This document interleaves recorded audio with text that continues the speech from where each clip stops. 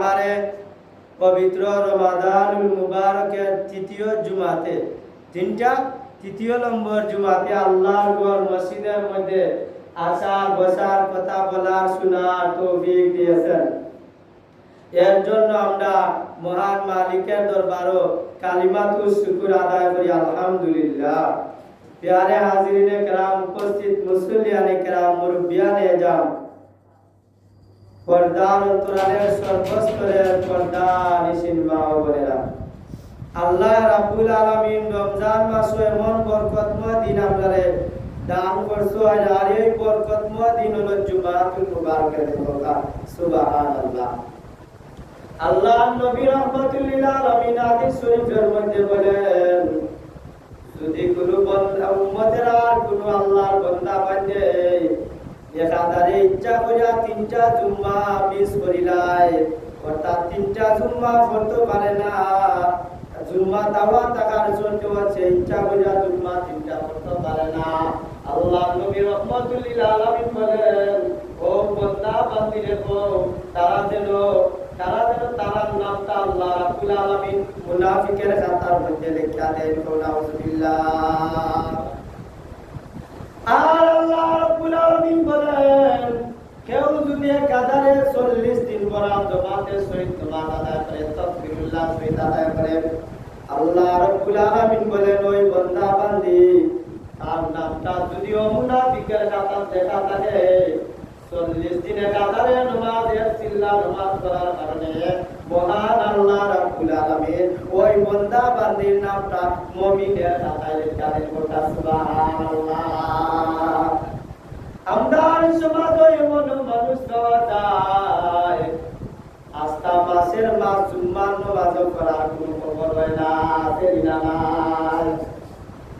আল্লাহ নবী রাহমাতুল লিল আলামিন ফরমান, হে আমার উম্মতেরা, আল্লাহর বান্দা বান্দিরা, তোমরা যদি জানিয়া নেও একাধারে তিনটা জুম্মা মিস করিলাও, জুম্মার নামাজ পড়ো না, তোমরা নামটা মুনাফিকের খাতায় লেখা হয়ে যায়, অর্থাৎ নামটা তোমার মুনাফিকের খাতায় লেখা হইল, তুমি মানুষটাও মুনাফিক হয়ে গেলা। আর মুনাফিকেরটাই আল্লাহ জান্নাত হইত না, আল্লাহ জাহান্নাম মুনাফিকদের হইব। নাউযুবিল্লাহ। আপনারা আমার কথা বুঝলেন? একাধারে তিনটা জুম্মার নামাজ না পড়ে যদি কেউ তার নামটা মুনাফিকের খাতায় লেখা হইব।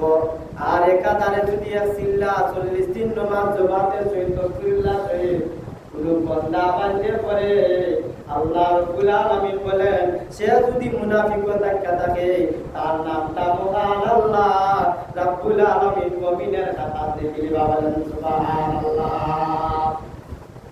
আল্লাহ নবী রাহমাতুল লিল আলামিন আরো বলেন, ও আমার উম্মতেরা রে, তোমরা যেদিন জুম্মার আযান হইব, শুক্রবার হইব, জুম্মার দিন হইব, তোমরা জানিয়া নে ওইটা সপ্তাহে একটা ঈদের দিন হোক। সুবহানাল্লাহ। ঈদের দিন যারা মানুষ সকালে ঘুম থেকে উঠা ফজরের নামাজ পড়া আতর গোলাপ লাগাইয়া শরীরের মধ্যে সুগন্ধি লাগাইয়া আর তাকবীর দিয়া ঈদগাহ মাঝে, ও আমার উম্মতেরা, তোমরা জানিয়া নেও জুমাবার সপ্তাহে ঈদের দিন, ওই দিন তোমরা তুমি গোসল কইরা ওযু কইরা আতর গোলাপ মাখিয়া তোমরা যদি মসজিদে আবার লাগিবা না হও, আল্লাহ নবী রাহমাতুল লিল আলামিন বলেন, ওই উম্মতের ওই আল্লাহর বান্দা বান্দির কদমে কদমে ফেরেশতারা নূরের পর্দা বিছাইয়া বিছাইয়া স্বাগতম দেয়া মসজিদের মধ্যে লইয়া বলেন। সুবহানাল্লাহ। পর্দা দিন সম্মানী মানুষ বলে আয়ের মাঝে যদি তুমি বাতুনি পারে যাইবার সময় লগে মুখের মাঝে দিয়া জিকির আজকার কইরা কইরাও, নবীর উপরে দুরূদ শরীফ পড়াও। আল্লাহ নবী রাহমাতুল লিল আলামিন বলেন, হে আমার উম্মতেরা, তোমরা যেন জুম্মার দিন জিকির আজকার কইরা আমি নবীর উপরে দুরূদ শরীফ পড়াইলাই, তোমরা কদমে কদমে আল্লাহর রহমত বৃষ্টি না জরি না করা আরম্ভ করে, আর তোমার নামটা আল্লাহ রাব্বুল আলামিন জান্নাতি মেহমানদের খাতায় লিখে দেন। বলেন সুবহানাল্লাহ। প্যারে হাজিরিনে কেরাম, আমরার মাঝে রমজানুল মুবারকের তৃতীয় খণ্ডের 3টা খণ্ডের মধ্যে প্রথম নম্বর খণ্ড রহমতের 10 দিন গেছে বলে আইলো নাজাতের 10 দিন।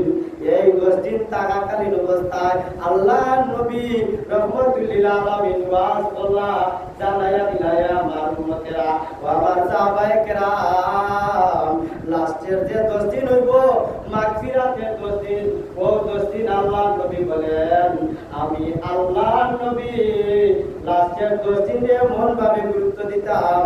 কারণ হইল গিয়া এই লাস্টের 10 দিন মাগফিরাতের 10 দিন, এই 10 দিনের মাঝে একদিন আল্লাহ এমন একটা রাত দান করছেন যে রাত 83 বছরের সমান।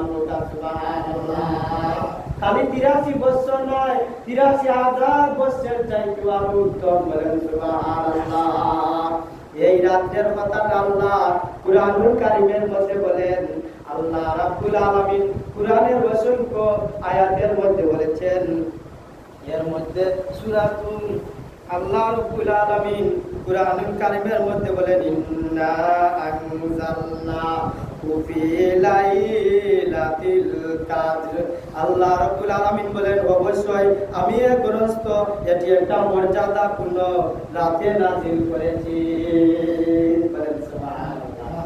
আমরা যদি কোরআনে শিখাই হে কোরআন তুমি কোন সময় নাযিল হইলাই, কোন টাইমে নাযিল হইলাই, কোরআন পরিষ্কার ভাষায় বলে ইন্না আনজালনাহু ফি লাইলাতিল কাদর।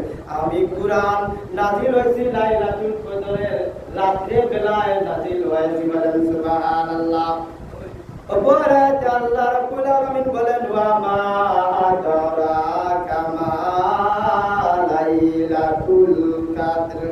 তুমি কি জানো সেই মর্যাদাপূর্ণ রাতটি কোনটি? বলেন সুবহানাল্লাহ। আল্লাহ তাআলা যে রাতে কুরআন নাযিল হয়েছে সে রাত কোনটা এটা কি তুমি জানো? কি এটা তুমি কি জানো? জানার চেষ্টা করো। আল্লাহ রাব্বুল আলামিন পরের আয়াতে আল্লাহ রাব্বুল আলামিন বলেন লাইলাতুল কাদরি খায়রুম মিন আলফি শাহর। বলেন সুবহানাল্লাহ। বলে মর্যাদাপূর্ণ এই রাত হচ্ছে 1000 মাসের চাইতে উত্তম। বলেন সুবহানাল্লাহ। আমি কুরআন পড়লাম, ডাইরেক্ট কুরআন তো নিলাম কিতা কুরআনের আয়াত পড়লাম, কুরআনের অর্থ ব্যাখ্যা সহ কইয়া দিলাম। আমি আমার মন করা দিলামনি কুরআন তো আল্লাহ রাব্বুল আলামিন বলেন মর্যাদাপূর্ণ এই রাত 1000 রাতের চেয়ে উত্তম। অপরাধ আল্লাহ রাব্বুল আলামিন বলেন তানাজ্জালুল মালাইকাতু ওয়ার রূহু ফিহা বিইজনি রাব্বিহিম মিন কুল্লি আমর। এই রাতের মধ্যে ফেরেশতারা ও তাদের সর্দার নূহ জিবরাইল আমিন আলাইহিস সালাতু ওয়াস সালাম তাদের মালিকের সব ধরনের আদেশ নিয়ে জমিনের মধ্যে অবতরণ করেন। বলেন সুবহানাল্লাহ। এই রাতে কিতা করেন? বলে জিবরাইল আলাইহিস সালাতু ওয়াস সালাম জমিনের মধ্যে আলামন ফেরেশতাদের বাহিনী লইয়া জমিনের মধ্যে আলামন আল্লাহর সম্পূর্ণ আদেশ ওয়াকার লইয়া জমিনের মধ্যে আলামন। আর আল্লাহ রাব্বুল আলামিন জমিনের মধ্যে লামিয়া আল্লাহ রাব্বুল আলামিনের ফেরেশতা জিবরাইল আমিন জমিনের মধ্যে লামিয়া আল্লাহর বর্ণনা করে থাকেন, আল্লাহর আদেশ পালন করে থাকেন। আল্লাহর আদেশ পালনে যারা সামর্থ্যবান তাদেরকে আল্লাহ রাব্বুল আলামিনের কাছে জিবরাইল আমিন ফেরেশতা সর্দার সহ সকল ফেরেশতারা আল্লাহ রাব্বুল আলামিনের কাছে মাগফিরাতের দোয়া করা আরম্ভ করেন। বলেন সুবহানাল্লাহ। অপরাধ আল্লাহ রাব্বুল আলামিন বলেন সালামুন হিয়া হাত্তা মাতলাইল ফাজর। সেই আদেশ বার্তা হচ্ছে চিরন্ত প্রান্ত তাবসার আবির্ভাব পর্যন্ত অব্যাহত থাকে। বলেন সুবহানাল্লাহ। বলে মাগরিবের পরে শুরু হয় সেই রহমত, শেষ হয় ফজরের সুবহে তারিকের পরে। আল্লাহ রাব্বুল আলামিনের ফেরেশতারা তারা বাহিনীরা আইয়া আল্লাহ যা আদেশ করছেন, আল্লাহ ও আদেশ করছেন যে আমার ফেরেশতারা আমার বান্দা বান্দীরা কিতা চায় এই রাত্রি চাইয়া তারা কিতা করে কোন ভাবে তারা দিন কাটায় রাত অতিবাহিত করে। ও আমার ফেরেশতারা তোমরা তোমরা সাক্ষী থাকবাই, তোমরা লিখা রাখবাই আল্লাহ রাব্বুল আলামিনের ফেরেশতারা তারা আসিয়া যারা আল্লাহর গুণগান গায়, যারা আল্লাহর জিকির করে, যারা নবীর উপরে দুরূদ শরীফ পড়ে, যারা আল্লাহ রাব্বুল আলামিনের প্রশংসা করে, তাদের নামটা খাতার মধ্যে লিপিবদ্ধ হইয়া সকাল পর্যন্ত রহমত দেওয়া আরম্ভ করেন। আর সন্ধ্যা তুলিয়া পরদিন সুবিয়া সাদেক পর্যন্ত ওই বন্দা বান্দির উপরে রহমত দিতে থাকেন। আর কিতাব পড়েন বলে তারা লাগে মাগফিরাতের দোয়া করেন, বলেন সুবহানাল্লাহ। চিন্তা করানি আল্লাহর ফেরেশতারা ওই বন্দা বান্দি লাগি তারা দোয়া করেন। যারা বলে এই রাতটা কোন রাত, বলে কদরের রাত, লাইলাতুল কাদরি খায়রুম মিন আলফি শাহর। লাইলাতুল কদরের রাত, এই কদরের রাতে আল্লাহ কুরআন নাযিল করেছেন, এই রাত 1000 বছরের চাইতে উত্তম, বলেন সুবহানাল্লাহ। আচ্ছা এই রাত আমরা দরকার আছে না নাই? এই রাতটা ভাইবার লাগে আল্লাহর নবী প্রথম বছর রমজানুল মুবারকে 20 দিন ইতিকাফ করতেন, খালি ওই রাতটা ভাইবার লাগে, বলেন সুবহানাল্লাহ। এর বাদে আল্লাহর নবী 20 নম্বর দিন ইতিকাফ করার বাদে দেখলা যে আল্লাহ রাব্বুল আলামিনের জিবরাইল আমিন ফেরেশতা কইলা, ও আল্লাহর পয়গম্বর, আল্লাহর নবী, আল্লাহর বন্ধু, তুমি যে রাতটা টুকাইরাই এই রাতটা রমজানের শেষ দশকের বেজুর সংখ্যা রাইতে আছে, বলেন সুবহানাল্লাহ। বলে বেজুর সংখ্যা রাতে পরের কালে আল্লাহর নবী লাস্টের 10 দিনটা রমজানের মাগফিরাতের শেষ 10 দিন আল্লাহর নবী ইতিকাফ করলা, মসজিদের মধ্যে ইতিকাফ করলা। আছেন এখন আমরা ইতিকাফ করে ওখান বুঝা লাগবো, ইতিকাফ কত প্রকার ও কি কি ওখান জানা লাগবো, লাগবো না লাগবো না। বলে ইতিকাফ হইল 3 প্রকার। 1 নম্বর হইল গিয়া ইতিকাফ করা ফরজ, 2 নম্বর হইল গিয়া ইতিকাফ সুন্নতে মুআক্কাদা, 3 নম্বর হইল গিয়া ইতিকাফ করা নফল। 3 প্রকার ইতিকাফ আছে।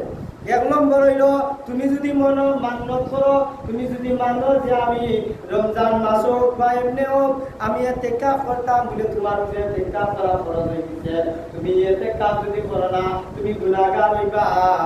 আর 2 নম্বর হইল গিয়া সুন্নতে মুআক্কাদা, রমজান মাসের শেষ দশকে ইতিকাফ করা হইল সুন্নতে মুআক্কাদা। যদি তুমি ইতিকাফ করো না তুমি মূল্যবান পাইতাই না, মূল্য পাইতাই না। একটা গ্রামের মধ্যে একটা পাড়ার মধ্যে যদি একটা মসজিদ থাকে, ওই মসজিদের মধ্যে ইতিকাফ ওই পাড়ার মানুষ ঢুকতায়। সুন্নতে মুআক্কাদা হইল গিয়া পাড়ার সব আয়া মসজিদে ঢুকতায়। এখন দেখা গেল তখন যদি মসজিদের ইতিকাফ ঢুকি যায় দেশ এই গ্রাম চলতো কিলা, এই পাড়া চলতো কিলা, ব্যস্ত মাসে নিনা নাই। কিন্তু উত্তম হইল গিয়া সব আয়া মসজিদে ঢুকা। আল্লাহর নবীর আদেশ হইল গিয়া সুন্নতে মুআক্কাদা সব আয়া ইতিকাফ ঢুকি দিতা।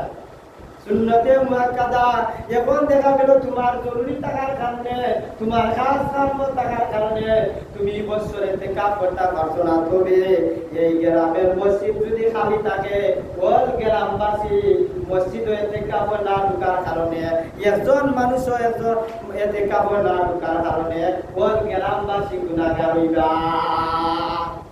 এখন দেখা গেল বলে আস্থা পাড়ার মানুষ মসজিদ ইতিকাফ ঢুকতে পারলা না, সময় নাই, সুযোগ নাই।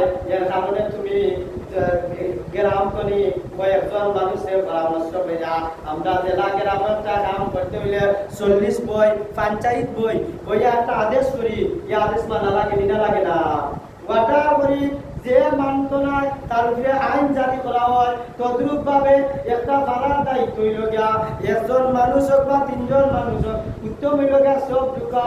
এখন যদি তোমার ব্যস্ত থাকার কারণে, সমস্যা থাকার কারণে কমপক্ষে একজন মানুষ যদি পাড়ার মসজিদ ইতিকাফের মাঝে ঢুকে না, ওই গ্রামবাসী এর গুনাহগারের জবাব দেওয়া লাগবো, ওই গ্রামবাসী গুনাহগার হওয়া লাগবো।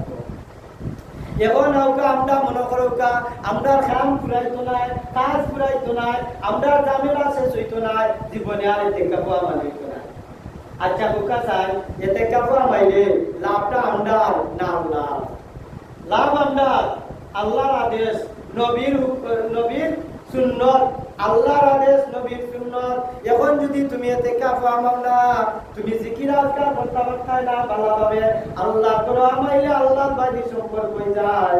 বলে তোমার বাড়ি যদি আমি যাই না, যে তোমার লগে আমার ঘনিষ্ঠ সম্পর্ক হইতো না বাড়ি তো হলেও বালানি কিতাবরা চাপ বালানি খাইছরি হলো শিকার বাড়িতে গেলে বুঝা গেল তোমার ঘনিষ্ঠ মেহমান আমি বাড়ির যদি একজন মানুষ তো খাইয়া আয় খরচা এনের বাইদি মহব্বত লাগে না লাগে না এখন যদি আল্লাহর কোনো বন্দা বান্দি আল্লাহর ঘর মসজিদের মধ্যে আয়া আবাই যায় আল্লাহর ঘর মসজিদ হয় ও কাছে এই মেহমান কার হইতা বলে আল্লাহর মেহমান হইতা আমরা যে জুম্মা চাইছি বলে আমরা আল্লাহর রহমতের বেষ্টনীর মধ্যে আছি